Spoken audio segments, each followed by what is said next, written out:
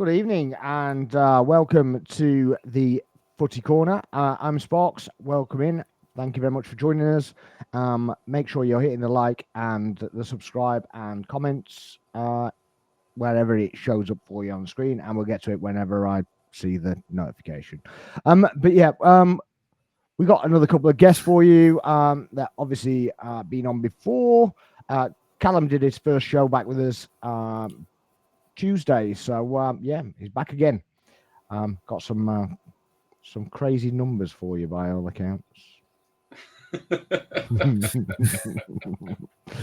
For your agenda merchants, welcome in, Callum. How are we?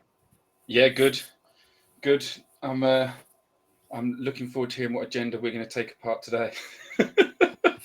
Well, I thought you were taking apart agendas rather than me. To be the Odegaard one. Yeah, that one. Yeah. That's yeah. I heard you had some numbers for it. But yeah, there we go. We'll get into that. And we've got Mark Dunning. How are we, mate? Very well, thank you. Thanks for having me on again. Yeah, welcome anytime, my friend. Anytime at all. Let's start with the game last night. If we have to. Well, I mean, we have to because that's kind of what we're reviewing. So, that's kind of what we do here, isn't it? In the absence of guests from other teams, which we are looking for as well, we have to talk about just Arsenal. So it's kind of kind of where we're at. But yeah, what was your takes on last night, Mark? And would you have done anything differently? Yeah, just very, very flat. Very little urgency to the team. Is what I felt. Would they have done anything different in terms of team selection? Probably not, because our options aren't exactly plentiful. You look what came off the bench. Okay, you could have started Wanyeri maybe ahead of Sterling. But other than that, I'm not really sure what options you have. The two centre backs are what we have. Ben White's injured, Gabriel's injured, Tommy Yasu's injured. So they are playing a lot of minutes at the moment, which isn't ideal. But we don't really have a whole pile of options. Once Ben White's injured, we have to pick Timber. Obviously, he rested. Hopefully, he rested Marino last night because he wasn't even in the squad. So hopefully, there's nothing going to come there that we don't want to hear. But yeah, in terms of team selection, I don't think we had a hell of a lot of options. Other maybe Wanyeri had a Sterling or pick and Saka from the start, but that was kind of it. Really, our hands are fairly tied at the moment in terms of team selection. Yeah, I think Saka being in the squad was purely to get him back into some kind of groove, isn't it? After his injury, to try and strengthen him up a bit, rather than to make an impact. I don't think they even really passed the ball to him as such. He got put through on a couple of occasions, but there wasn't anything major, was there? It was kind of it was kind of there to make up numbers. Made a good save. That was it. Yeah. There was a decent cross in there, wasn't there? But it was a bit. As you say, it was a little bit flat, a little bit whatever. But it's kind of what we expected, wasn't it? I think so. What did I say on Tuesday? I said it's going to be a really boring game with rubbish football, and it's going to be a draw. Yeah, and on that kind of thing, obviously, there were loads of tickets on the exchange, and there were loads of tickets about and whatnot. But I got in the stadium, and to be honest with you, I thought it was going to be a lot more empty than it was. Yeah. So, obviously there's a ruling now with the season tickets that you have to have a certain amount of allocation, and if you don't sell your ticket, even if your ticket doesn't get sold, it still has to be taken. So, obviously that is working. If we're just thinking, if there's someone who wants to buy it, this is a game I don't mind missing, and if not, well, turn up anyway. Yeah, I mean, in fairness, that was kind of my perception as well, but that's purely because it's a midweek game and it's a nightmare for me to get to midweek games. I ended up driving up and parking close by to the ground, so it's like, well, okay, that's fine. I have parking, which is I'm not sure I would do that if I didn't have a parking space that was essentially free and and readily available. So but yeah, I do know people that park further out and then tube in and stuff like that. I just don't see the point, you know. I only do that if the trains are messing around and such like. Yeah. Yeah. So obviously we took the lead twice and they drew level twice. Yeah. What did you make of the? I guess you watched it on TV, did you? Yeah. Okay. Did they show the light display? The Palace on their Yeah. mobile phones. Yeah. Yeah. yeah. They did. Yeah. I mean, what did you make of that? Not much. It's kind of like, what the hell's going on here? Well, that's exactly What's why I this watched it. all about? I was like, are we 4-0 down or something? I mean, they were chanting, "You only came to see the Palace," and I'm very confused. I mean, I've watched. But also, it didn't feel like the Palace players were that up for it either. There were periods where they kind of went for it, but mostly they had their eye on the cup game on the weekend as well. They were sort of like, we'll have a go in moments, and then we'll sort of back off again. So it wasn't like they came and played really well. They scored a couple of good goals. The second goal in particular was an excellent finish. But otherwise, it was just a bit of a nothing game from both sides. Like if I was a supporter of Palace, I wouldn't be thinking, "Oh wow, we're so good! What a brilliant performance!" It was all very lackluster all around, really. But that's what the light display kind of showed me, that's what they thought, isn't it? Or were they just mocking? What was it? I don't know, because their X or Twitter account afterwards tweeted, something about you can thank us, Liverpool, or do you know what I mean? Yeah, like something along those lines. And it was like, what, do you think this is like a big result, managing to get a draw in a game that neither of us particularly care about? Yeah. So what they're basically saying that cost us the title. Well, as if they've handed it to Liverpool. It's like it was going to happen one of these games anyway. No, I mean, I've watched a few channels today, and I've got to say that some of the nonsense that people speak is just baffling to me. Yeah. So I've got one in particular is a Forest fan, right? And he's basically saying you disrespect your fans and disrespect this, that, and the other by putting a weekend side out. And I'm like, we're going for the Champions League. Yeah. See, I've heard we this didn't put a weekend side out either. Yeah, I've heard people saying this same thing where they sort of go, "Oh, but the match-going fans, they've paid to go there. It's disgraceful that this is so bad." On the one hand, it was pretty bad even for a game that we sort of thought was going to be a bit of a non-event. But on the other hand, anyone who's a fan knows what this season is all about, really, at this stage. We know that the league is gone. We'd like to stay where we are in second, get some points on the board to make sure that happens. But it's about the Champions League. And no fan is going to be sitting there going, "Oh, why didn't we play our best side and go hell for leather against Crystal Palace to get those 3 points to make sure we secured second slightly sooner than we otherwise probably will." If Saka gets injured because he pulls a muscle because he's sprinting to try and, catch a Crystal Palace player, or, we make it into a more aggressive battle in midfield and Rice pulls up with an injury. Those same people will be going, "Arteta, what a fool! Why would he play that team? Why do we play so intensely when we know that there just seems to be a subsection who want to look for what's the negative perspective and just pick that as being the view." I agree, and I think it's total madness. 100%. I think it's total madness, and you know what I think it is, particularly with the Forest fan, right? I think it's because they can't rest players.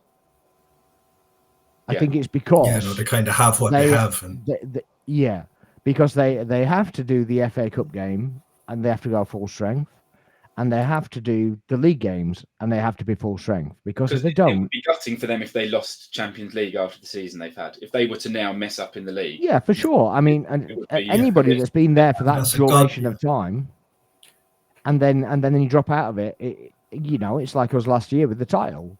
We were there for a duration of time, and it was gutting. It was bottling that we didn't hold on to it from that point of view. That's it. The other side, from a Forest point of view in particular, is they might not get this chance again.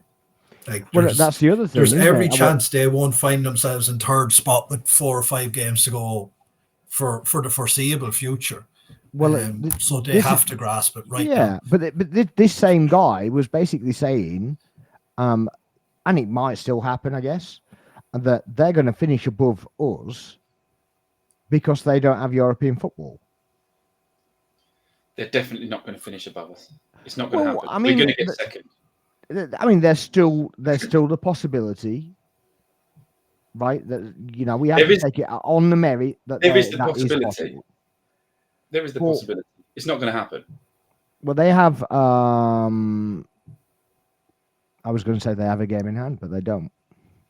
Do they not? We played last night, so yeah, they have a game in hand over Man City, but they don't have a game in hand over us. Now we have to play Liverpool and Newcastle, don't we? Yeah, and then Bournemouth and Southampton. Bournemouth's in between the two PSG games. Yeah, then Newcastle and Liverpool, and finish with Southampton. Yeah, we finished with Southampton. So I think personally we only need 3 points. Yeah, Nottingham Forest play City up next. So they play City. Yeah, so one of them. Oh no, that's the FA Cup game, isn't it? They're against. That's a cup game on Saturday or Sunday. Their last game of the season is Chelsea, so one of them's dropping points there. Yes, I knew they had a game against someone in that battle. It's Chelsea, isn't it? Yeah, don't they play Newcastle as well, or they've done that? No, they've got. Don't think Brentford, Palace, Leicester, West Ham, and Chelsea. Yeah, I mean Chelsea and even West Ham are potential banana skins for that. In my opinion, Palace, depending on what Palace's mindset is like after. Yeah, but I mean, semi-final goals. Yeah, the thing is, that's going to be a kind of bite off anyway, isn't it? Because it's going to be like a case of they're both going to be sitting back waiting for the other one to attack, aren't they? Yeah, if anything, two counter punchers. Yeah, if last night's anything to go by, anyway. Yeah, but yeah, I just found it. I find it a bit crazy that nobody kind of adds the context. When it's us sort of thing. It's just baffling to me, to be honest. My favourite word when I'm talking about Arsenal with people is context. Everyone misses the context. They just see the face story, and that's the line they're going with. There's no what was the reason for that, or why is that what's going on. It's just immediately, oh yeah, there's a good easy way to attack the club. We'll run with that. Yeah. Just every fan base wants to see us fail. Yeah, pretty much. Every fan base, and it's I have to be honest, it's quite boring. Yeah, I find it quite boring. I find it just jarring, and it's just going into a certain amount of hype that's just generated by the media. Yeah, I think with the top teams, it's also the case that we have been a rival to a league, kind of in the league to lots of these teams at some point in the last 10, 20 years. So there's something for the top teams at least to kind of bubble around with and have some kind of. It seems very forced and over the top, I think, with City fans or Liverpool fans. Not gonna lie. Well, it's like a love affair, that is, isn't it? I seen a picture. I don't know if you've seen it, but where there's a Liverpool fan sat on a chair and a City fan with his missus, and they're going, "Yeah, go on, crack on." Yeah, it blows my mind that for so many years they've basically been competing for the title. And just to really love each other and are happy for the. Like if I'm a Liverpool fan, I'm sitting there going, "They've stopped us." yeah, we're supposed to be the club of values, and we're supposed to be all about we don't spend as much as everyone. They're literally the oil kings of the world. They exactly. break every rule. They're They the opposite of stand everything we you stand for. don't. Yeah. But you are like, yeah, we're just happy to be their buddies. It's such a nice run-in with them. They come up against us on a year where we're not really at it, and it's not really a title race, and they're just hell for leather attack us non-stop. It's just mad. I just don't. And the other narrative that kind of goes around is the the guard of honor, right? So every YouTuber, every Liverpool YouTuber, I'm going on online to, says that we've got all Arsenal fans, right? All Arsenal fans. I'll tell you what. Right, there's 13 people watching, right? So yeah, hopefully they can share this out to somebody else. But yeah, maybe I'm the one Arsenal fan, but we'll find out from the other two in a minute. But maybe I'm the only Arsenal fan that wants the Guard of Honor to happen, because I actually want it to spur on my team to basically put some fire in their belly and go, right, okay, we had to do that Guard of Honor this year. Make sure next year Never again. Yeah, I also don't. The concept of the Guard of Honor is you're essentially showing respect to the people who have just won the title. I don't really. Everyone seems to think it's this disrespectful thing to whoever has to do it. It's about showing respect. It's a humiliation type thing. Yeah, nonsense. Now, obviously, if it was a total stain of a club and it had no values and it had no this, that, and the other, then yes, I probably would have an issue with it. If it was Tottenham. If it was Tottenham, if it was Tottenham, I'd definitely have an issue with it. Yeah, absolutely. Yeah, I could. So we'll never have to worry are we about saying that, then that Liverpool are trying to turn themselves into Tottenham? Is that what we're saying? Is that what we just said? Because that's kind of what you're doing. We don't care. Yeah. I personally want to do the Guard of Honor, because it shows class for a start off. And I want it to put fire in my team's bellies. Yeah, they should be looking right thing to next year. That's got to be us. Yeah, exactly. Yeah, and they also say it as though we've never done it before. Yeah, and we've never received one either, which is total nonsense on both counts. Yeah, exactly. So you know, it's absolutely baffling. But yeah, that's just going off on a bit of a tangent, but yeah, I just wanted to touch on. I don't know, and I wasn't even thinking anything of this because I completely went by it when I was in the stadium. Neil, the guy sat next to me, basically said to me, "They've disallowed it for that. What's that? What does that even show?" Yeah. And I only saw a snapshot because I wasn't even looking at the screen. But I saw the image. I didn't really analyze the image, and I don't know if you've seen the image. But the VAR from the ruled out goal. Yep. I saw on Twitter, X, whatever you want to call it, and this was supposed to be conclusive. Yeah, have you seen it? Have you seen? I've not seen it since it came up on the game, so I've not looked. Okay. So you saw it live, but you haven't seen the. Yeah, and seeing it live, it sort of looked, and at first I went, "Oh, it's in," and then they sort of said, "Oh, look, you can see clearly it's out," and I went, "Oh, maybe it is, but not. You know, it's through the net, it's not behind the post." Yeah, not the clearest image, and then it moved on, and so I thought, "Oh, maybe it was." Yeah, it wasn't definitive. Definitely not. But the problem was the linesman was totally out of position, so he couldn't call it. So then the VAR just decided to guess and go, "I'll guess that it's out of play." Yeah, but the VAR flagged for offside. The lino flagged for offside. The lino, the lino flagged for offside. Yeah. So he's called it offside. Yeah. And VAR said it wasn't offside. No, he definitely wasn't. It was 3 yards. It was about 3 yards. Yeah. But as you say, the linesman's so far away. He couldn't keep up with play He's at in a all. terrible position. See what, Yeah. where's Yeah, he was shocking all night, actually. What I liked more about that is something which loads of people will ignore because it now won't go down onto the score sheet. But the movement from Martinelli into the middle of the box to finish that. Yeah. Recently, he keeps making that run from outside in. Yeah, for sure. When we've got an attack going on, he's finding himself in that centre forward role. And I don't know if it's just because we've had Marino, whether he's been going, well, I'll occupy the space. But over and over again, he's finding himself right there ready to score. And I think he was supposed to be doing that all along, to be honest. Yeah. I actually think he was supposed to be doing that all along, but he just hasn't been. And now he's starting to get it. Yeah.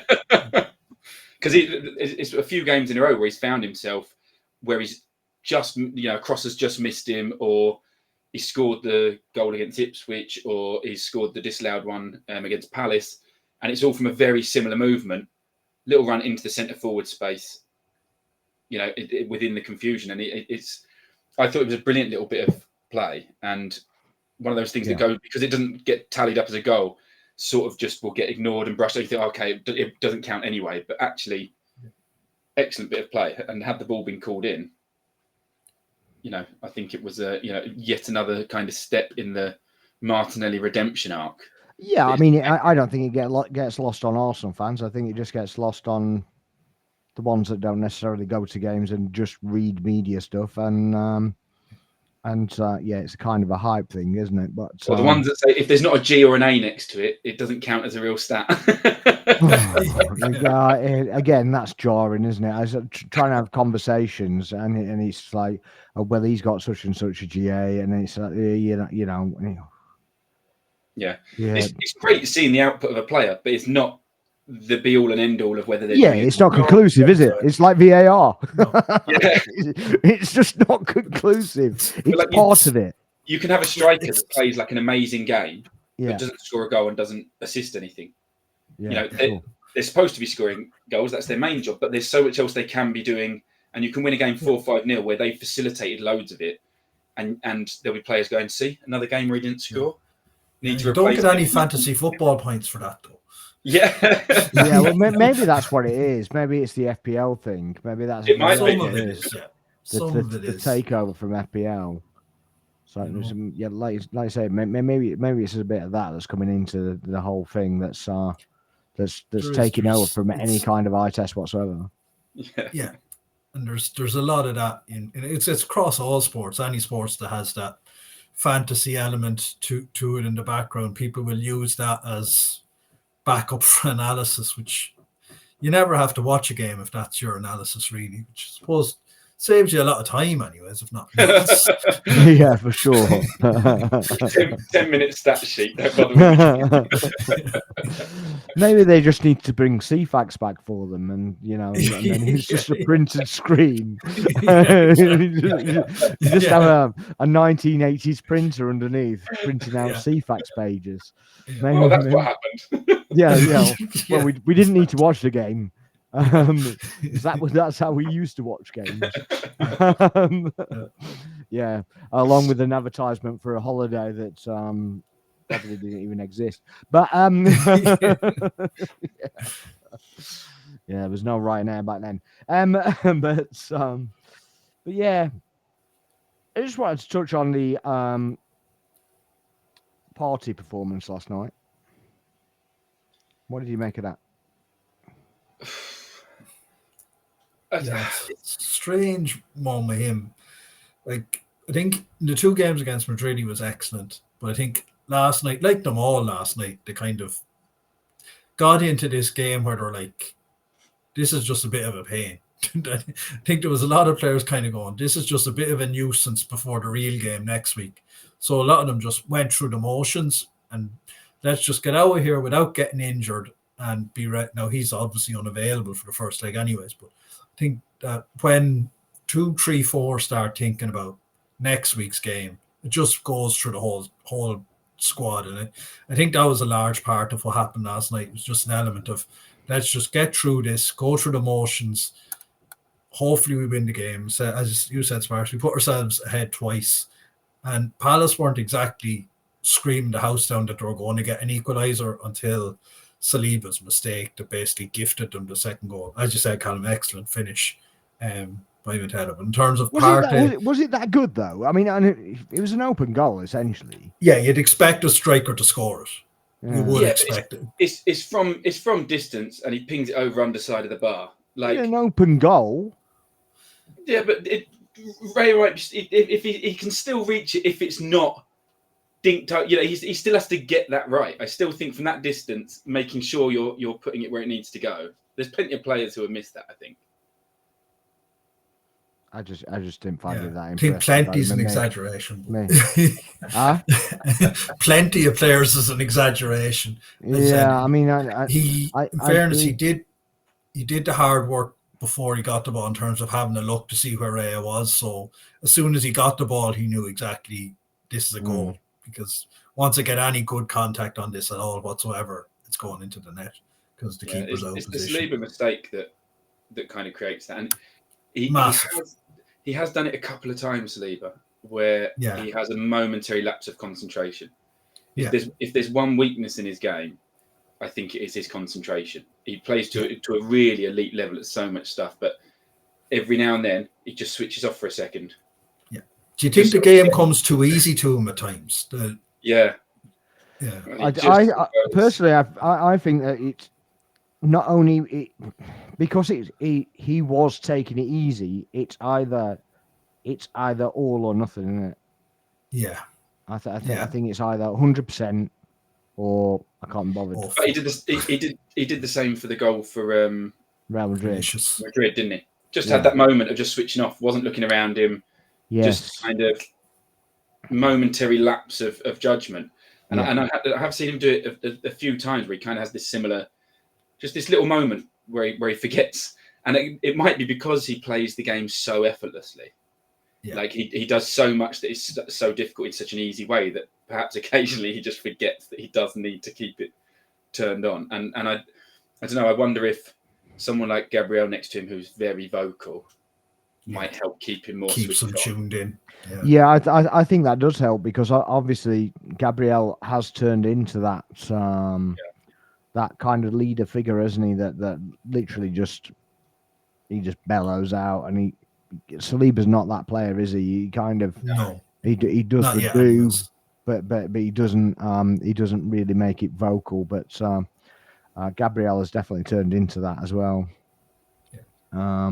But yeah, obviously we're missing him as well at the minute. So obviously other reasons why we're kind of resting players. But yeah, for me, Partey was awful the first half, and it was like,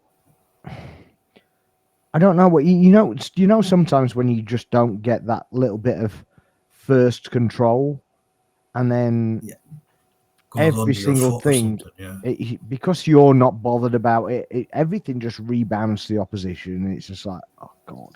I sometimes think when Partey has a bad game, though, he has a real bad game. Yeah, I don't think he had the whole game wasn't bad. I don't think the second half was much better. It wasn't perfect, but it was much better. I think because of the way he plays, if he's getting it wrong, it looks bad and it creates bad situations because of the kind of role he plays, and that because a lot of his game is about kind of I'll just touch it, use my touch to open some space and then release the ball, or I'll just play a little pass over there. When he's getting that kind of stuff wrong, it very quickly is kind of a turnover of possession in bad places.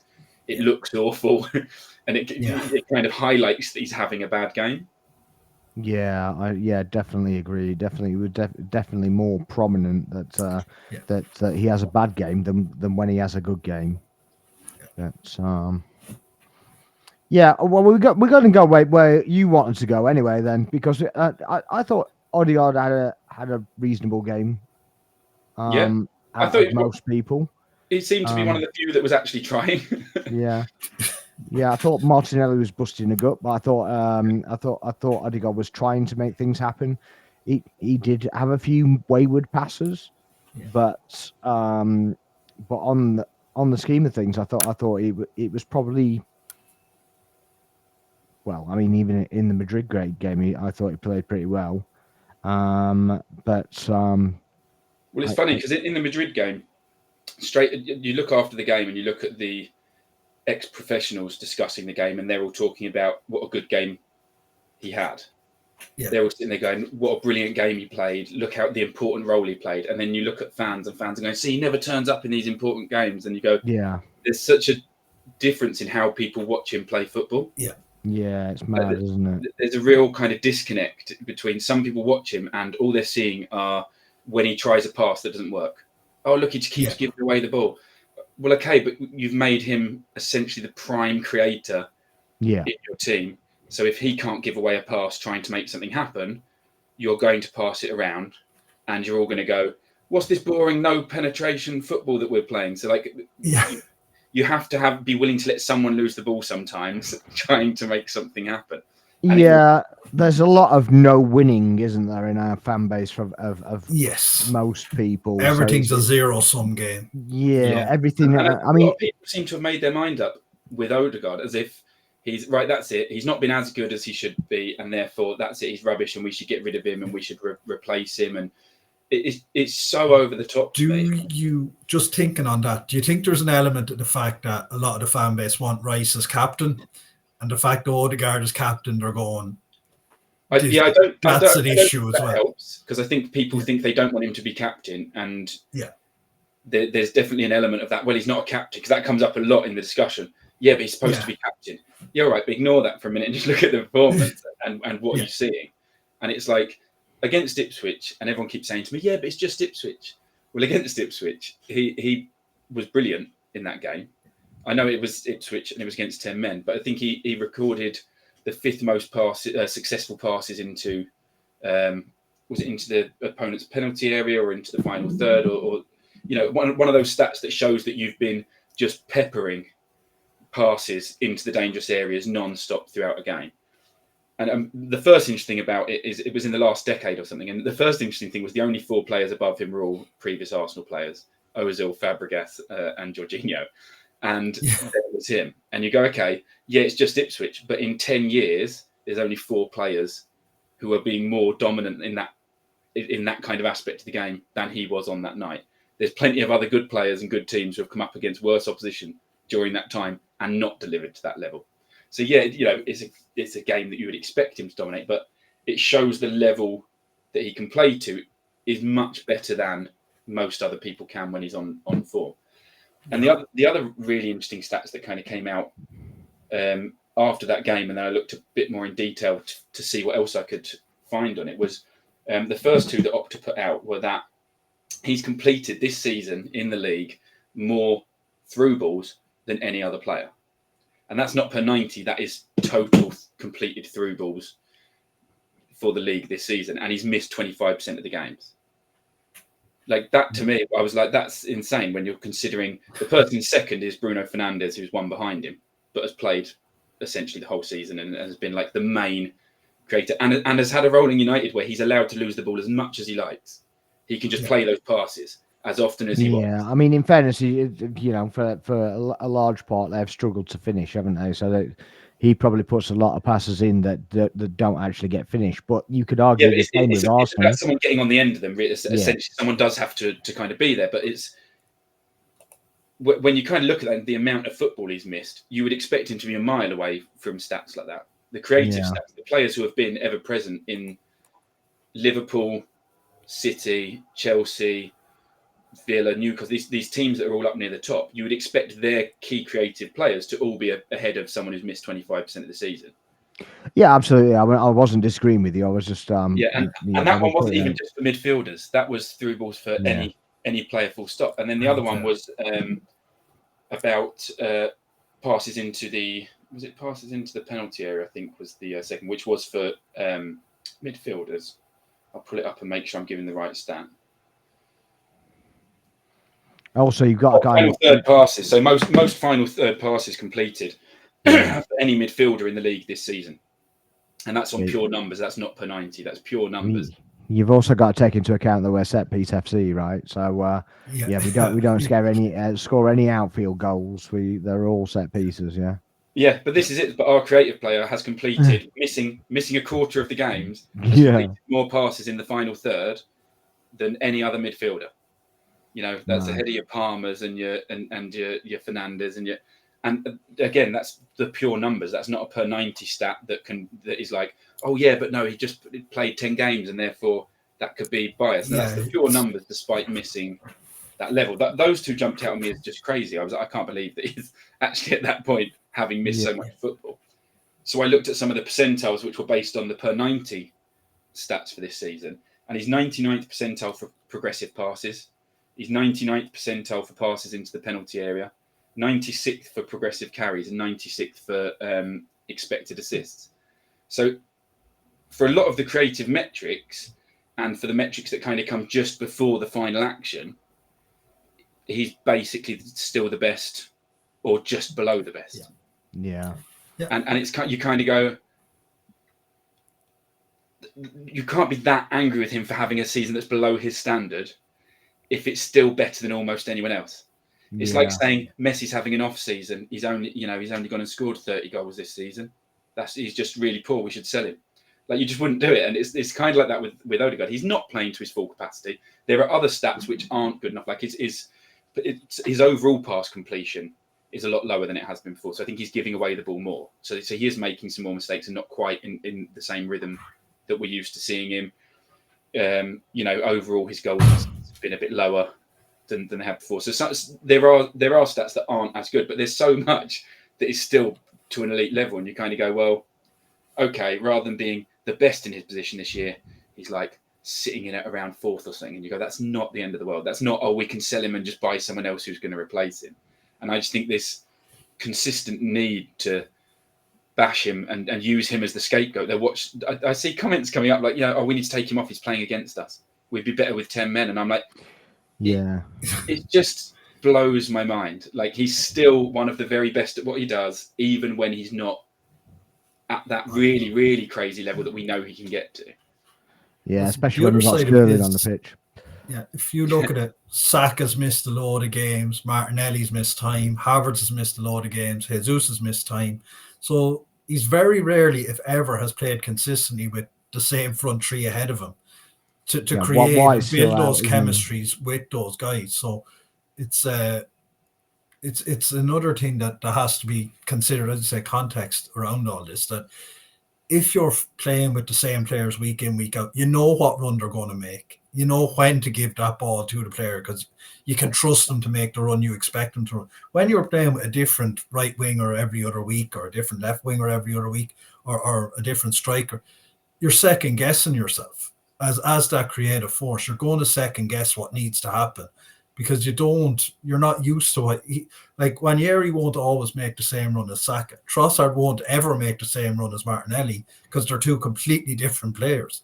Mourinho and Havertz probably won't make the same run either, and Jesus won't make the same run as either of those two. So from a creative point of view, when you're playing with a different, I suppose, finisher ahead of you every other week or a different combination, it can't be easy to just click into gear and go, yeah, I'll just create the exact same chance for Ranieri as I did for Saka before he was out for 3 months. So I think it's something to be factored in really when you're considering Odegaard's season. The fact that the front three have been basically, at least one of them has been out pretty much since, I think Saka got injured around November, December time. So, and before that, Odegaard himself was out from October to November. So from October to early December, I think. So we've he's never really got the opportunity this season, as opposed to last season where we were able to keep our attackers fit, to play with the same group of guys for 10, 12 games in a row. That just hasn't happened at all this season. So that definitely... I think that's been a huge, huge impact. And if you look at the players, very good players that come in, because it's not all just, Sterling comes in and I think Odegaard looks and he goes, I just don't think I'm even going to pass to him. I'm just going to turn around and try and do something else. But the good players that come in, Nwaneri, he's absolutely brilliant, scored a load of goals, brilliant breakthrough season. But positionally, he regularly looks like he's not quite sure where he's supposed to be. And if you're not sure where you're supposed to be, the other players can't be sure where you're going to go. Yeah, and so exactly. There's a definite one there where I can see that having an impact. Timber and White play very different. I think we spoke about this on Tuesday. They play very different styles as a right back, which means that the shapes are not what he's used to in terms of how he's going to play there. He developed a brilliant relationship with Havertz before the two of them were injured. They started to really. I thought it was one of the things I thought when he first came was that the two of them would complement each other well, and they started to really develop an understanding of how each other played. Then you have Odegaard out, then you have Havertz out, and we don't really get to see that this season. So I think with that added in, that's got to have like a massive impact on your overall effectiveness. And let's not forget, and people love it when I say this, that he has had a baby, and it does make a massive, massive difference to your life. Not just the tiredness, but just the change in mentality, the random bits of worry, all kinds of stuff that you've never dealt with before. And I think for quite a young man to be going through that whilst also having lots of expectation on him, I'm sure that will have played with his mind or his physicalness. Look how skinny he looked for so long when he came back. He did look very gaunt, didn't he? Just yeah.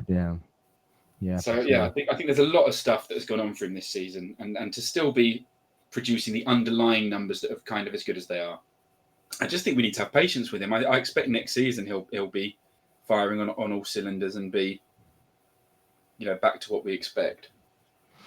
Yeah, a quick side note on that. Obviously, Eddie Nketiah came back and he got a bit of reception from the fans as well, which was kind of always nice to see. I don't know if you kind of partake in that kind of thing, but we always try to kind of give a reception to past players. Not all of them get the same reception, but most of them. Some get a nicer reception than others. Yeah. They're not all that way, but yeah, most of them are. Most of them get a decent kind of reception on there, don't they? But absolutely, yeah, so nice to have him back. I don't know if you've seen any of the stories that kind of come out today, but there are a few flying around that kind of pre-transfer window kind of things going on. Don't know how much is PR and how much is just clickbait or just general stuff. But there's an article come out today from Playgoal basically saying that Huijsen is available for 50 million release clause, and that it can be paid in installments as well, 3 installments apparently, which is always nice with a release clause because normally it's in full. Where do you see him going? Left-sided centre back. Suppose United will be looking. They're looking for anybody, I suppose. Spurs, it depends what happens with their 2 centre backs. If Van de Ven Romero wanted to go, didn't he? But, yeah, definitely. And Van de Ven, if he wasn't injured all the time, I'd say a top club would be coming looking for him. But yeah, Huijsen, I think all the top clubs really will be looking for him. He's young and he's been absolutely fantastic for Bournemouth this season. Who'll eventually get him? Look, Liverpool are just after signing Van Dijk to a 2-year extension of 400 grand a week, but I'm sure they're going to start thinking long term soon. They're not going to leave it as a case where in 2 years' time Van Dijk's 35 and they've nobody behind them to come in. So I would imagine they will probably, especially for 50 million. 50 million these days it's not astronomical money. Plus, they didn't spend it all. Do you think for that money though that he has to be a starter? Or do you think he can be a backup? Because obviously, if he's a backup, we could do with certainly do with a backup, and I'm sure we'd be prepared to pay 50 million quid. I don't think that the money itself dictates whether a player should be starting or a backup. I think it depends on the squad you've got and kind of what stage the squad's at. Like if your squad is kind of almost complete and you just need a couple of backup players to make sure, spend 50 million on a centre back, no problem. Keep them on the bench. Like when City do it, but their squad is brilliant. You go, all right, that's fine. You don't need to. Your team is winning the quadruple. Well, you don't necessarily need to replace any of those players, but you might need a bit of depth. You're selling off one of your other players who's fed up with being on the bench for a couple of years, buying another one. I kind of see that's not an issue. Where it's an issue is if it stops you spending the money elsewhere on players who should be starting. That's when it becomes a problem. Like if we go, it's fine. We've signed a striker, we signed a left winger, we've got our midfield sorted, and then they go, yeah, let's get some depth at the back. Spend however many millions you want as long as you've sorted it out. Yeah, that's true. I mean, obviously, a lot of teams will be attracted purely by the instalment kind Chelsea of. probably try and buy him. They're trying to buy everyone else. It's a very plausible situation, isn't it, for Chelsea? Because obviously, if they've got that 50 million split over 3 years, and even if it does or doesn't work, 18 months, 2 years time, they're selling to Real Madrid for 80 million, say. Yeah. They've got that on the balance sheet. That is literally their prospect at the moment, isn't it? Yeah. Is kind of trying to make some money on him. Whereas an Arsenal, say, if he wanted to come into Arsenal, we'd want him for the long term.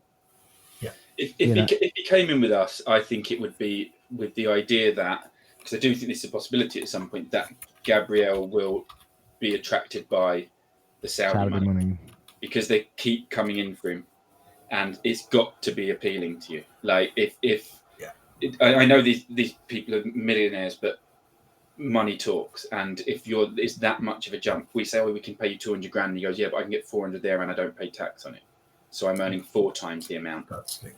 It wouldn't be in the papers every other window if there wasn't something to it. Yeah, there was definitely something to it last season, wasn't there? When early part of last season when he got dropped and such like, and it was a big thing that he wasn't playing because of blah. But we all kind of knew he kind of got head turned by money, and I think Arteta even came out and said himself that show you're committed and you'll get the games.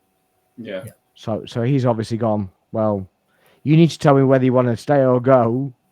If you tell me whether to stay, then you can play. If you tell me you want to go, then I ain't playing you. As simple as that, isn't it? But so I could see space for a left-sided centre-back to, over the course of a couple of years, get the opportunity to kind of step in, because I could see Gabriel eventually going. Yeah, so like when he's 28, something like that. That's as in Gabriel. Yeah, if we win, let's say we were to win the league next season, or let's say win the Champions League this year, and we went and won the league next year. Dream scenario for us. But if he's done it where he's won a couple of trophies and he's got, I won in Europe, I got my European trophies, I've seen the project hit that point. For a player who's been head turned by the money previously, I could see him going, yeah, I'll cash in now. That's fine. I did the big thing. Time to push my chips to the middle of the table. Yeah. Yeah, for sure. Yeah, I mean, it's something I can see happening as well. And the Saliba thing, I'm not sure that has legs, to be honest. I don't think he's going anywhere. I don't think he's going anywhere for quite a long time, to be honest. And maybe there's a bit of hopium in there. I don't know, but it certainly seems it seems like he's settled where he wants to be, and he has no issue being here. And yeah, I get it's a different knock and all this lot with Real Madrid and stuff, but I mean, a lot of that is just rumor at the minute. So it's kind of we deal with it as and when that comes comes knocking. Yeah. So Saliba is, you can tell when he talks in interviews that he's very happy at the club. He supported the club as a kid. He has got that like connection to the club, and when we score, whoever scores, it is like watching someone in the crowd. He goes nuts. He loses. He absolutely loses it. Like he has to be reined in by the like Rice will be grabbing him like, calm down, because he's just like losing it that we've managed to score. And I think he has that connection with the fans, with the club. And although that is not the be all and end all for football players, I do think if you're feeling happy, you're comfortable, they're earning a good wage, and we start winning some stuff. Saliba's one of those that I could see doing a bit of a Van Dijk and going, yeah, I could go elsewhere. I'm kind of happy and settled where I am, key part of the team, and we are winning Yeah, so long as we're doing something, yeah, I get what you're saying, but I think so as well. I think it's literally while ever we're pushing, whatever that means. I think he'd be okay so long as we're showing ambition to do it. Yeah. If the board aren't showing ambition, then he'll look away to somebody else that is actually showing ambition. So yeah, I can see that. Another report coming out today that that Zubimendi is expected to become an Arsenal player. I actually expect it to be done as soon as the La Liga season is over. In fairness, I think there's been a lot, and I mean a lot of groundwork done on this one, and they're still talking about the player needs convincing. The player needs. I don't think so. I think it's all done. I think Marino is also a facilitator in it because they're very good friends. Thoughts on whether he will come in and whether you think he'd be a good addition to the squad. Yeah, it looks like he will come in. From all the noises that are being made, it looks like he will come in. Fact of the matter is, Jorginho's out of contract, so we definitely need at least one. Partey is out of contract as well. Now I know there's talks that there seem to be progressing towards getting a new contract done with him, but one at a time.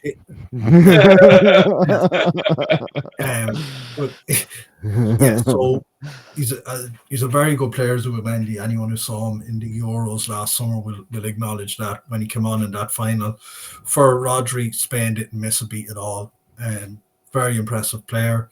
Haven't seen a lot of him with Sociedad this season, but by all accounts, he's had another good season with them. So yeah, I'd certainly welcome the signing. As I said, we will need midfield reinforcements come the summer, definitely. So if we could get him in, I think that'd be a fantastic addition. Yeah, I think he'll be a brilliant player added to the squad. I think he's been sort of spoken to by a few of the big clubs. Liverpool obviously wanted to go in for him. It seems that he sort of said, I'm already talking with Arsenal and that's where I'd rather go. They seem to get kind of batted away. There's the Real Madrid rumours, don't know how true they are, whether they've actually shown interest or whether his agent talked to make sure he gets the best deal at Arsenal, who knows. But there's clearly been interest from kind of top teams in going for him. And when you watch him play, he's quick kind of with both feet and he's quick at progressing the ball. So he will kind of, when it comes to transitions and when it comes to space opening up, he's quite quick at just playing it out and has a good passing range. So although there's kind of people say, oh no, he seems a bit slow, I don't think that is really his game. He's not slow with his feet. So he might have a bit, not have the same pace other players do, in terms of full pelt running, but in terms of the way he plays very quickly, and I think that will work really well in our midfield, particularly if Partey does go. I think Zubimendi adds that forward passing and that quick pressing transition play that we will otherwise be lacking. So yeah, I think yes, it will happen, and I think he'll be a fan favourite pretty quickly next season. Yeah, if he, I've wanted him for years, to be honest. For about 2 years, I watched him play, and when we were first in for him like 3 years ago, I was like, yeah, I want him at Arsenal, and I was absolutely devastated when all the reports and the PR basically were saying that Liverpool were going to get him, and he quashed that in like 2 days or something. He was like, I've heard these rumors, and they're just nonsense rumors. It's not happening. But he's from the Basque region as well, which is it's not ideal for Real Madrid because the Basque players don't go to Real Madrid. There's only be one or two. But I did message Ben Jacobs on the reports of Real Madrid putting in a bid, and he said no, it's just projection. He said basically because Ancelotti's essentially going to be out of a job. This is before Ancelotti was officially out of a job at the end of the year. He basically said that it's projection that Xavi Alonso will basically get the job, and he likes the player. So it's pure projection, basically. 10. Yeah, basically, yeah. So yeah, I think it's all the groundwork's done, and I think it's just a case of the only reason that they can't do it now is literally they just have to turn up with a bag of cash to the La Liga officers, and then you own the player. But obviously, it's in the middle of the season. He's literally got to do that himself. You've got to give that money to the player. The player's got to take it to the La Liga officers, and basically, yeah, you're not their player anymore. Yeah, I'm buying my way out of my contract. Yeah. Yeah, so obviously that's the thing. But yeah, something you touched on there as well. Obviously, Partey is in talks apparently of being extended. Firstly, do you think that should happen? I believe that he's been offered a year and he's after a 2-year extension. Somebody said on a report today that he actually wants improved terms from that as well, which I'm sure he's earned that. I wouldn't be okay with that. I would like, well, you either take a wage cut for 2 years, or you might get an improvement for 1 year, but you're not getting an improvement for 2 years. Where do you stand on that? Yeah, look, this is the first season he's been at Arsenal where he's actually been available more often than he's been out injured.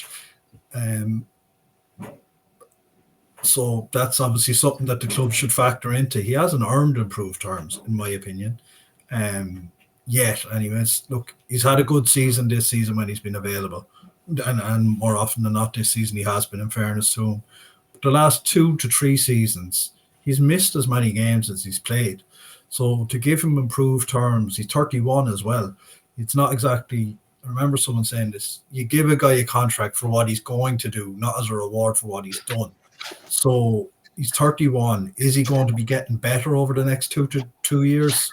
Probably not. So it's a big risk handing out big contracts to players on the wrong side of 30. It's not something we've really done under Arteta. We've kind of gone, and Edu before Berta came in, is we've kind of gone for younger players on the way up rather than rewarding players essentially who their best years are probably behind them. In fairness to Partey, I think at 31, generally speaking, your best years are behind you, in a football sense. So I think it's a risky strategy handing out a 2-year contract to a guy who's been injured for a lot of the time over the last couple of seasons that we have had him. So to me, it's a big risk. Again, look, I know where the club are coming. You don't want to lose 2 midfielders in the one window, both on a free if you can avoid it. But it's a risk, I think, to be turning out. I presume if he's looking for improved terms, you're talking something like 300 grand a week for a player who'll be 32, 33 potentially if it's a 2-year deal by the end of his contract. There's no sell-on value there either. So you're not going to be able to make any return from selling them. So to me, if you're offering him 300 grand a week, it's not good business sense either, to be honest. No, I can't see improved wages. I think it's got to be a no. Like, I can't see that offering him more money at this point is. I mean, I know that he's going to be on a free, so he's got kind of some leverage when it comes to negotiation. But as you say, with his injury record at his age, I'd think if you're going to offer him a deal, even if you say to him, you're staying at your current wage. Now, I've seen it suggested there might be a 1+1 situation. So there's a year, but there's a built-in extension that can be triggered to turn it into a 2-year, whatever the parameters on that are, whether it's if he plays a certain number of games, whatever this is that kind of causes the extension, potentially a 1+1, which I'm not completely averse to. I was kind of expected he'd go because I thought he wouldn't accept the kind of pay cut we would want him to take to stay. Now, if they're talking about it again, it means one of two things. Either maybe he is willing to take the wage drop, or we think we're going to spend quite a lot of money on less players than we maybe thought we were going to before, and we're thinking, oh, we might need the depth. Let's keep him. Or it's just because Berta really likes him. He's got the connection with Atletico Madrid. It might be that he's come in and said, no, I think we should be keeping him. Let's have a chat with him and see what can be done. And maybe what they thought was a closed book previously became a possibility that otherwise hadn't been. And now they're thinking, yeah, actually, if we can keep him around for a year or two whilst that midfield changes and adapts to Zubimendi coming in and potentially seeing, does Nwaneri eventually go in mid, come inside? Does Dowman come through and kind of make an impact enough to go into the first team? Do we end up buying, a more attack-minded midfielder at some point that builds up the numbers? Maybe they're thinking it's something has changed that allows them to ease that rather than diving into it. And for me, Berta is the only one. That's the key thing that's changed. And straight away, there were rumours that he really likes Partey and that might be something he looks at. So it doesn't surprise me that there's a bit of a U-turn on that being a possibility. To be honest with you, I think with Berta coming in, I think all options are back on the table anyway. I don't think it's just with Partey. I think it's with everybody. I don't think it's a foregone conclusion that Zinchenko leaves. I don't think it's a foregone conclusion that Kivior leaves. Shout out to his performance actually last night, because I thought he played particularly well. He did have one moment where he kind of went over and he clamps the ball, but that's been nitpicking of what was. That header, though, can we just take a second just to appreciate the Kivior header? It just needs. It could be said as multiple times. That header was a thing of beauty from that range. Yeah. That header was just. Yeah. Was just. We couldn't believe it. We're the other end of the pitch. Yeah. We're like, how's that gone in? Yeah, it just was literally just like it just looped around. And when you think that every Palace player is a unit, Absolutely, they are absolute units. They're like blooming basketball players, and and he got that in like that. It was just like, that doesn't make any sense. It just makes no sense whatsoever. And yeah, nobody's really talking about that header at all. But to be honest, but yeah, I thought there were just going to be replays of it all over social media saying, and because no one cares about that Palace game, there's been nobody's bothered, are they? Yeah. But then the way some people have spoken about it, it's still like we lost 4-0. But there we go. But yeah, the reason that that kind of led me to say that the all options back on the table, Jorginho is taking his coaching badges. Yeah, and he was supposedly going to Brazil, wherever he's going to continue there to do whatever. And although it is from a journalist from The Sun, I will caveat that. It says here that Jorginho will be happy to sign a rolling 1-year contract at Arsenal. Now, if that's an option as well, then do you take Jorginho for a year, let Partey go? Is that the option to do? Because obviously you need some kind of transition. I know he can't do 2 games a week, but he's a coach as well. So he's obviously an influence in the dressing room as well. He's won things. So is it really naive, I guess, to let a player like Jorginho go when you've got the option of the 1-year rolling? It is a difficult one because I when you see him now, he's not quite even what he was last season. I don't think. I think you can see the decline happening with Jorginho. Well, I'm not talking about even on the pitch. No, I know. I think, but behind the scenes, I think he's clearly. You see him on the sidelines. He's clearly very interested in the kind of coaching, tactical side of the game. And I think he kind of works as an extra voice for Arteta because he's wanting to learn and he's wanting to kind of pass that on.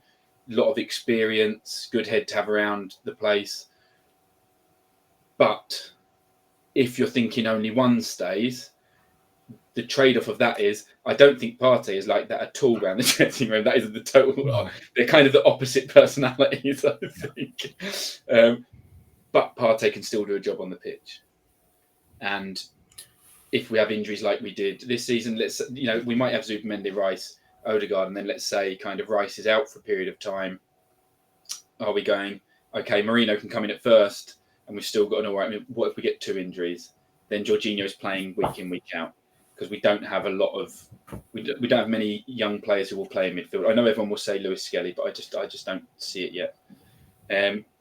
So I'm kind of going, if you were to pick between the characters for the club, Jorginho is the obvious person. And if it was to be that 5 games a season kind of person, then he's who you'd keep. I think it's a no-brainer for the trade-off in a kind of in the ability to the. He can do more than that, though, can't he? I mean, he's not he's not a 2 game a week player, but he's certainly a 1 game a week kind of. He can do a game a week, can't he?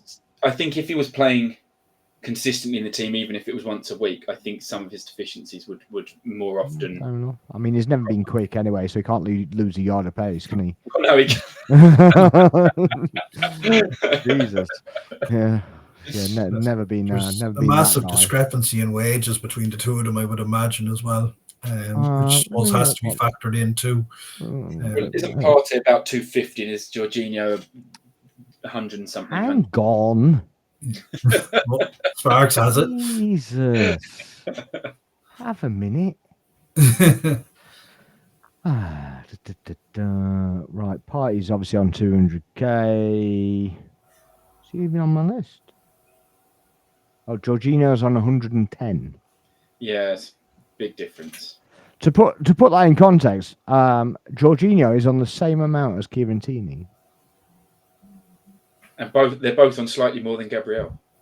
Yeah, Gabriel's going to get an improved deal, though, isn't he? I mean, yeah. I expect his wages will double. Yeah, he's got to at least double that, hasn't he? Basically. So, yes, I definitely expect that to happen. But yeah, so the biggest thing he's got to do is the renewals, isn't it? Yeah, it depends on what other business is planned for the summer as well. It really depends what plans Birch has really got. We're all thinking it's centre forward, left wing, Zubimendi comes in, Garcia, the goalkeeper, gets done, and then maybe if there's time left, a centre back. We don't know. He might be looking, and we might all of a sudden sign 2 midfielders, and he doesn't bother with 4 left backs. Yeah, exactly. The thing is, you laugh about the number of left backs. We were stuck without a left back the whole to the start of the season for 5 games. Yeah, we didn't have a left back. Yeah. That's it. We had the right back at left back. That's it. Lewis Skelly's been a big surprise to everyone as well. Well, there you go. So obviously he's added to the left back talent pool, if you like. But yeah, we don't know if he's going to stay there or if he's actually going to push into midfield. Because everybody's saying we need a midfield signing. What if he's the midfield signing? I don't think he is. No. He's still young. He can be forgiven slightly more in the left back position than he would if he was actually the main central midfielder. And also, he's so good at coming in field as an inverted kind of left back that we don't lose any of our midfield and just gain him. And there's not many players who can step up so effortlessly into midfield and look like a midfielder. Yeah, but after we spoke about this on Tuesday, I kind of thought as well, what if you play different with Zubimendi coming in and he doesn't do the sit-in role? Then don't we need a conventional left back rather than an inverting left back?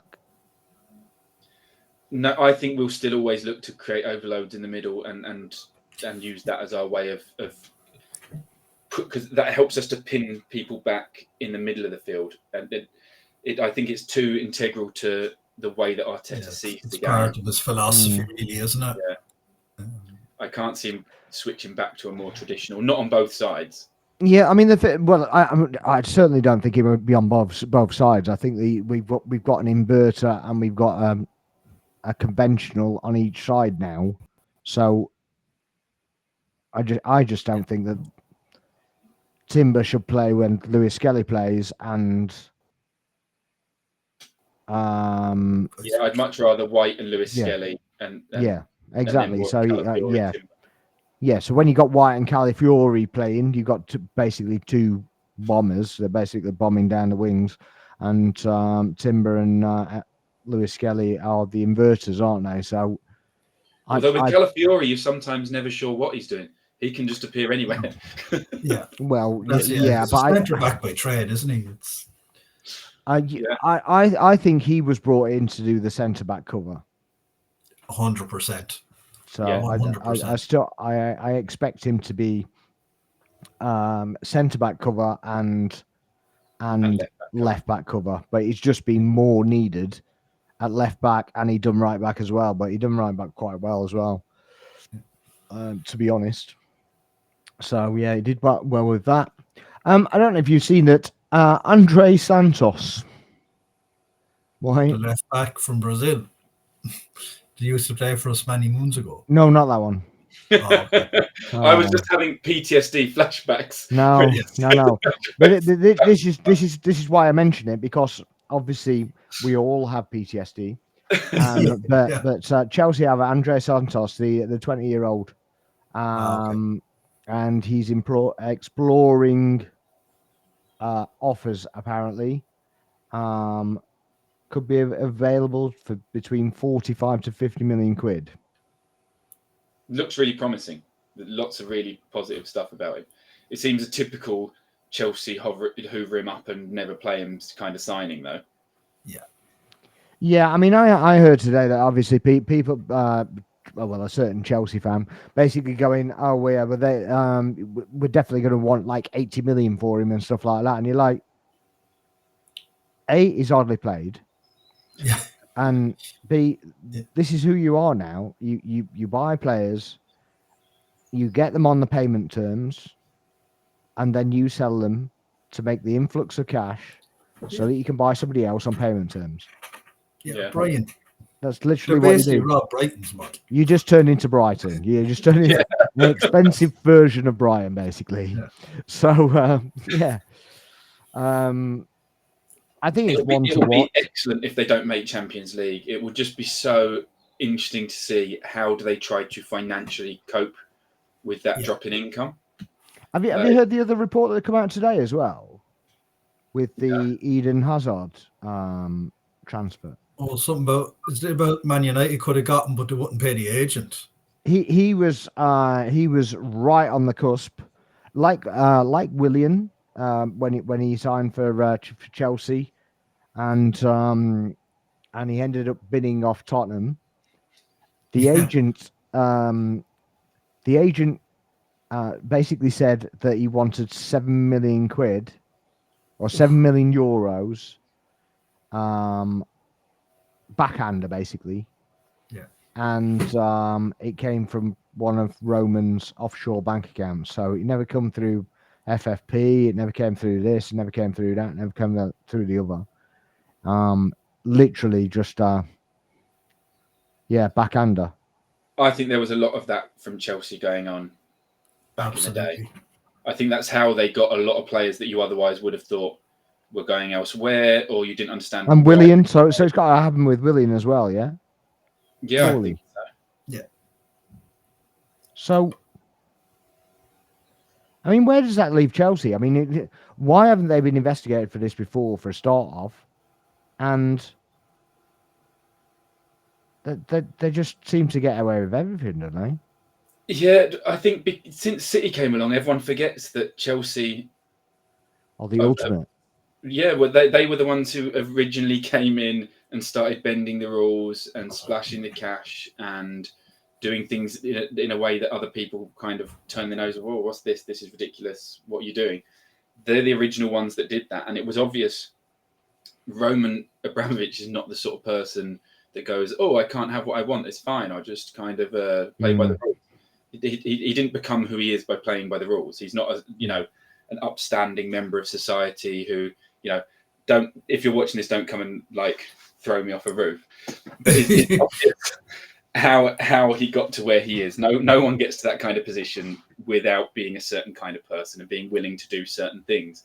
Why would anyone think, with a club like Chelsea that went from also the kind of like a bit of a nothingness, I won't say complete nothingness, but not really a club that's in the mix, to just winning everything and buying up all the best players and doing kind of this, and then not be anything dodgy happen?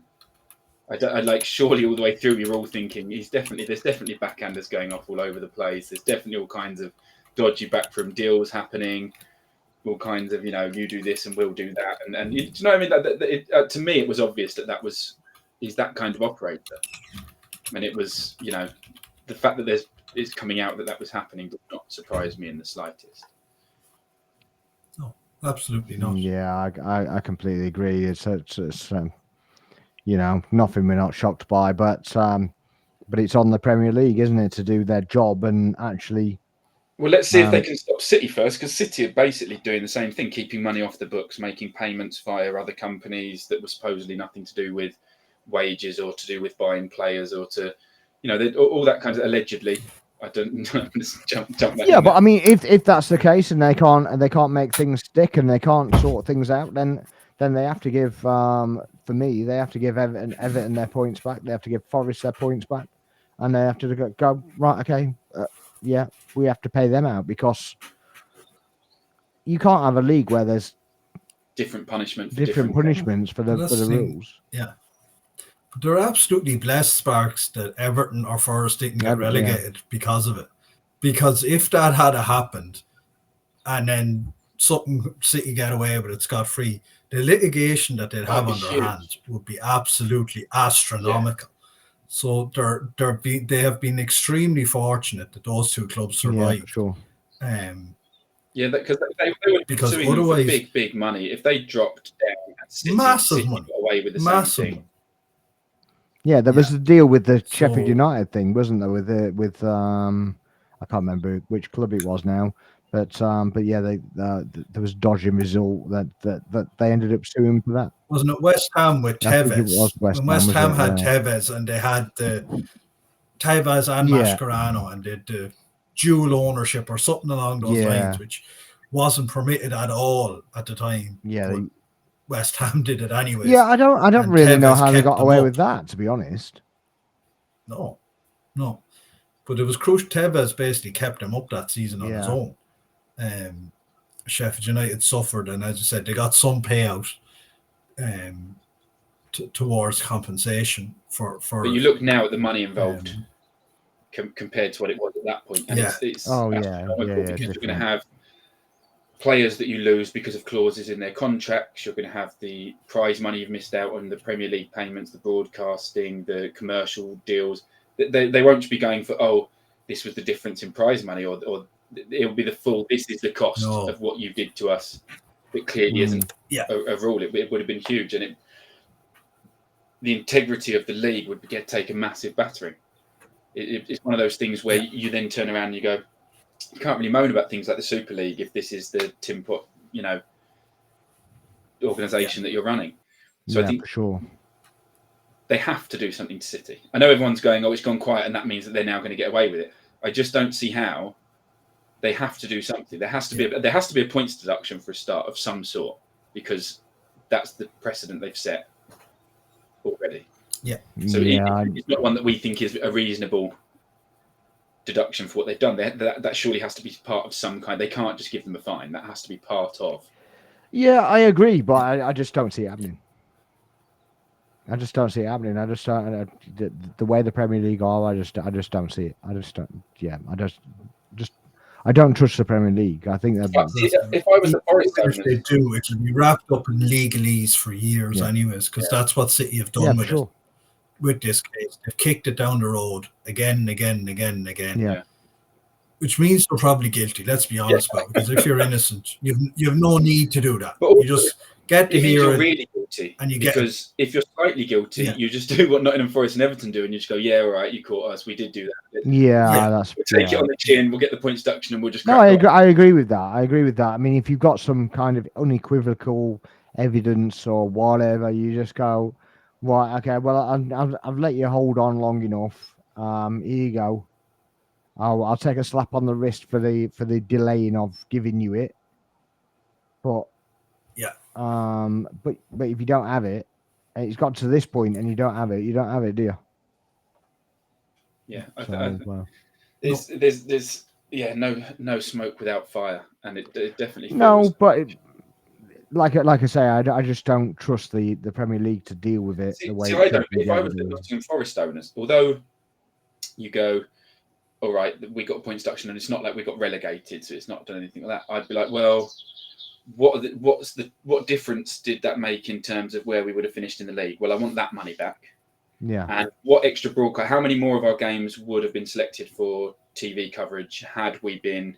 Well, it's not even just that though, is it? It's like, the people that missed out, or the teams that missed out by one spot to get in Champions League spaces. Yeah. When they qualify for Champions League. Yeah. You know, the team that's 1 point that, behind when they won the title. You know, it's all of that. But I just don't trust the Premier League to deal with it if it's even true or whatever. But yeah. Yeah, you've always got to make sure you drop an allegedly whenever you talk about. Yeah, I mean, I don't want to throw it around anyway, to be honest, because it just it makes you sound bitter and stuff like that. But I'm more bitter at the Premier League for not holding up all the rules for all the clubs. So that's all I want. I just want everybody to be held to the same set of accounts. Yeah, everyone's on the same playing field. Yeah, and that's it. And you know, and people go, you know, oh, you got voted into to League One, and you did this, that, and the other. Wasn't even born, mate. So there's not a lot I can do about that. Nobody that's living now was born when that happened. No, realistically, no. So it was 1913. I know I look old, but I ain't now. yeah, exactly. So I have no case to answer on that one. Much like crossing from south to north, you've read some kind of folklore in the local rag that basically goes, "You're a scoundrel because you did this." No, I didn't. The club did. I didn't do anything. I wasn't even born. Yeah, I wasn't even born when Spurs became actually part of North London. So yeah, we'll put that caveat in that as well. 1965, before you ask, and we were already in North London long before that. So there you go. Rightly or wrongly, you can argue whether it was right that we were in North London or not. But I watched another stream the other day, and the guy was going off and going geographically, and he's just like, no. Geographically, because it's on a map, yeah, which dictates what geographically is. Yeah, it's kind of includes in the name. It's geography. Yeah, it's geographically. If you're on a map to be in a certain area, then that's where you are. If it's not on a map and it says something different, then it's not what you say it is it? So even though they were basically saying, "Oh, it's part of Middlesex," he was like, "Yeah, but we never moved. The boundary moved." Yeah, that's what geographically means. That's literally what it does. You just like at this point, just going, "Yeah, are you sure?" You'd think that any Spurs fans would have bigger problems to worry about. Well, yeah, but they have to clarify the menial problem first, right? So clarify the menial problem, and then and then the bigger problems kind of take care of themselves apparently. But there we go. Just correct something I said earlier on, but basically where I said that Nottingham Forest doesn't have a game in hand over Arsenal. They do. I was looking at a table that didn't have yesterday's result updated on it. So yeah, Forest are 7 points behind us with the game in hand. Okay. So yeah, but even so, I couldn't care less if I finish second, third, fourth, or fifth. To be honest with you, I do. I do to a point, because no, I'll change that. I if we have a massive drop off and we're just dropping down like a stone because we're not bothered and whatever, then I care about it. Other than that, I don't.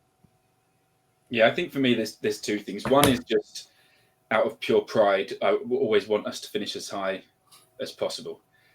Even in our rubbish years, I'd be there thinking, yeah, but we can finish 7th, not 8th. Like I always want us to be finishing as well as we can, always fighting for whatever is left to fight for.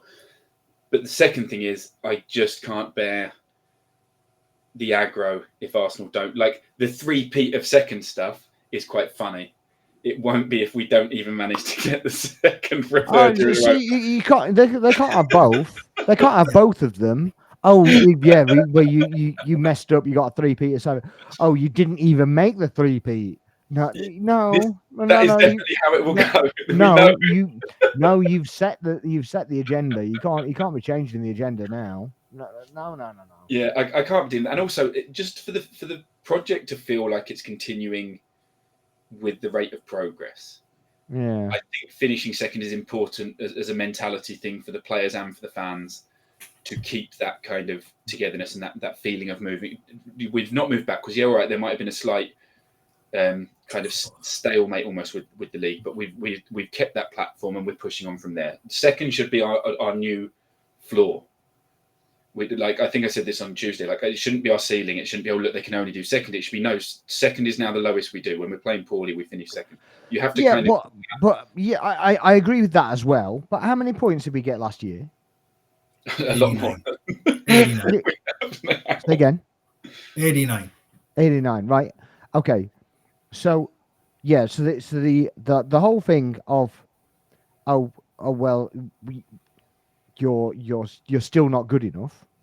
Well, yes, but we have caveats this time, as we have had injuries. So everybody goes, oh well, you didn't have any injuries last year, and you saw that you didn't win it, and you've had injuries this year, and you've got less points. Yeah. The two go together. Yeah. Now, the people saying that we don't hold the club accountable, I was fuming with the club that I didn't get a striker, I didn't get a winger, I didn't get anything. Yeah. Forget January, because January is just a panic, because that would have been a panic buy, wouldn't it? Yeah. But in the summer, to not get those forward players and end up with Sterling, who we did think was going to be a decent addition, but hasn't worked out. Not. Less said about that, the better. Jesus, the football has left him. Anyway, but yeah, we called out the club, and everybody got out the Forest fan, right? Weak fan mentality, right? He's basically saying, and I'm like, what about your mentality when you're in the Championship then? Yeah. What about your mentality when you got relegated from a Championship? What about your mentality then? Why are you holding my club accountable and you don't hold your own club accountable? I don't understand. These people that do it, it just baffles me. Yeah, but they have enough problems of their own. Yeah, Palace fans been singing second again, ole. Ipswich fans did it. Ipswich, you're getting relegated. Yeah, but Ipswich are just Stoke now, aren't they? As far Not as even Stoke. Stoke stayed in the league a couple of Stoke at seasons. least stayed there, yeah. They did, yeah. They're They a managed bad to. Stoke. They managed Ipswich to are a live to blink and take you miss another it club. injury with them. Yes. See, for me, though, also we need to finish second because history is going to repeat itself, and we did it before under Wenger, and we went second, and then we went and won the double, and so second next God, season double. Here we go. Oh no! and it ruins the narrative for me if we don't. You can't be too positive. It just God, it feels kind of puts all hopium on stuff, and it's just like oh my God, yeah. I can't. Listen, cope. I'm willing to take the Pope died so we're winning the Champions League. I did see that. I was quite. Yeah. I thought it was quite good to be fair, but yeah. If there's something there that makes me feel like maybe we will win something. Yeah, the Pope was an Arsenal fan. He thought, well, the only way we're going to settle this is me going out. Yeah, that's the only way we're going to settle this one. Oh God! Right, kids. Make sure you put a bet on Arsenal to win the league. See you in the next one. Imagine. I'd be so mad. So mad if that conversation happened, wouldn't it? Oh dear. It's yes. Right, yeah, I think we covered everything that we need to cover in a minute, but there we go. Callum, thanks for joining us again. Thanks for having me. Welcome. And Mark, thanks for being on again. No problem not. You're at the game next Tuesday, Sparks, I take it? Yes. Yes, it will take me another week to recover with my voice, no doubt. Well, that's a hopefully. That's a good sign. That's a good sign. I mean, it's going to be either way, to be fair. It's literally just going to be mental. So, yeah. So they're cheering or screaming in anger. Well, one thing I did want to say, actually, because you know that in the lead up to the Madrid game, everybody was going, "Oh, you're going to put the roof on. We're going to make it animosity, the atmosphere really animus and so all that stuff." And I was like, I thought for our home game, I thought we made that like that. I actually thought it was really loud. I thought it was really hostile. Yeah. And I thought the fans did a really good job on that day, to be fair. So 100%. I expect it to be the same against PSG, and hopefully we can get. There's just been the news that the club have said no to the AAT for saw that. They've done what? They've said no because there was 10 grand raised from Arsenal fans, weren't there, for the for a TIFO display. For a TIFO, yeah. And the club have said no. So they're giving the money's all being returned to fans. But I'm sort of saying, does that mean they're doing something? They planned something that they think is more epic than that? Because it better. I'd like to think so. Otherwise, they're just basically pissing an atmosphere away for the sake of. Did you see the other one actually? You know, have you seen that Carl Burke that does the art stuff? He does the art stuff on Twitter and for the club and stuff.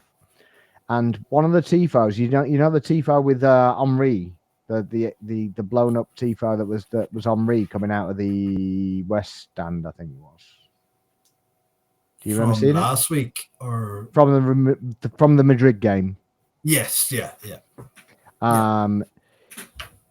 He said, "Well, that's one of mine. It would be nice to be asked." I was like, "What? Oh no! Imagine you've done this thing, maybe, and the next time you see it, it's exploded out the stand, and you didn't know anything about it." Yeah. Maybe that's why the club have rejected it as well. If something has come off the back of that maybe they've gone, let's not get ourselves in trouble. We'll do something ourselves. Yeah, I But mean, it would be nice if the club said reasons are A, B, C, and D. Yeah, but This we is the don't reason do why, that and this is anymore, what do we're we? going to do instead, because we understand this is all about the atmosphere. You And it can't have has to Arteta happen.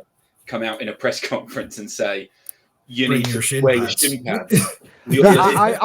I thought that was epic, actually. Yeah. Brilliant. I did actually think it was epic, and I mean, some people will take it bloody literally. I can guarantee you. Yeah. Full But- kit. Yeah, so Full full kit, kit yeah. wankers. Everyone it's turn going off to be full that. kit next Yeah. week. Boots on and everything. Coming into the stadium. That is literally going to be it. I mean, there is a guy, I don't know if you've seen him, but he basically has a home and away kit sewn together every single year, and he literally goes to the games in that every single match, and you're just like, yeah, So credit it's to very you, but it important. does look a bit sad, mate. I mean, I have to say, but yeah, credit to you. But there we go. Yes. Perfect. Well, I'm going to finish then with predictions for the PSG game.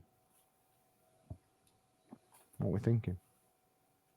I'm thinking 2-0, but it is a long way away. So I reserve the right to change my mind if they get 3 or 4 injuries in their game tomorrow night. Yeah, I think we're gonna win that home game, and I think it could be 1 or 2-0 to us.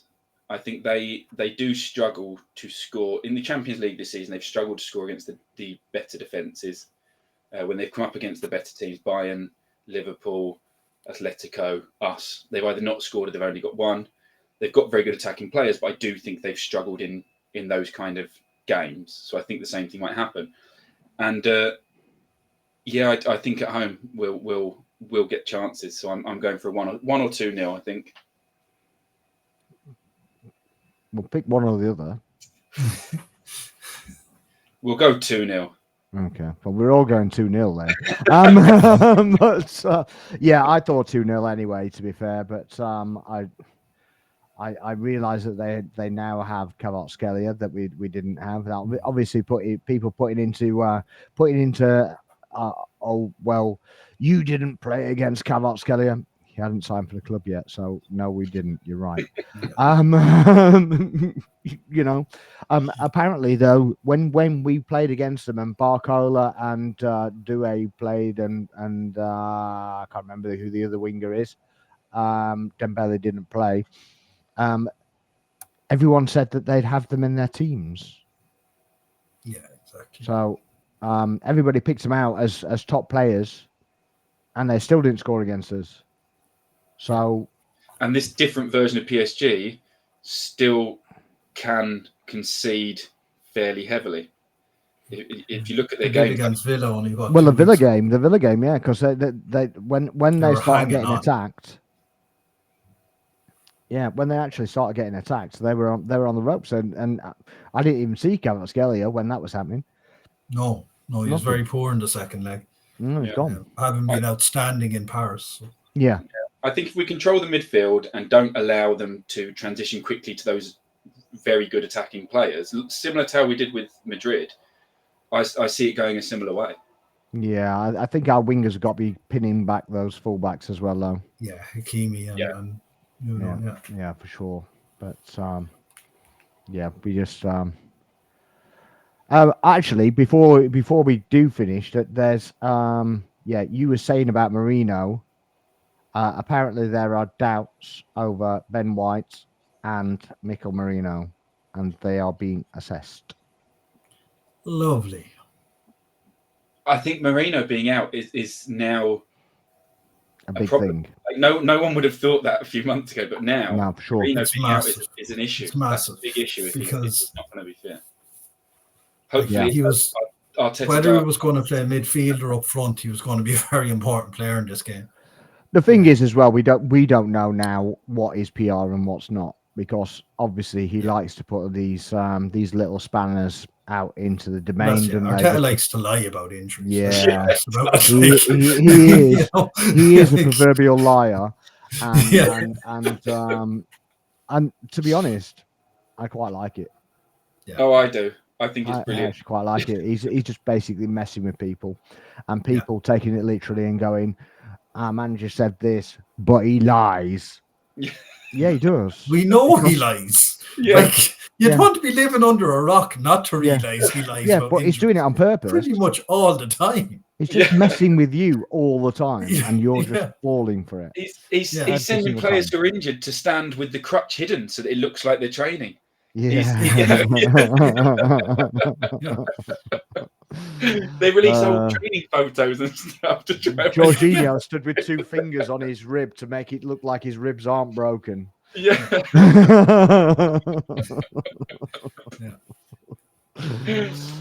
All right. Okay. On that note, before we go into any more weird tangents, so we're gonna call it, and we'll see you all next time.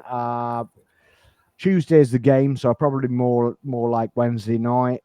Might do one Monday if anybody's up for a Monday. I might do a show Monday and on the run up for the PSG game, just to try and milk the crowd a little bit. But there we go. So yeah, thanks to both of you again. I've been Sparks. This is Footy Corner. We're out of here. We'll see you again soon.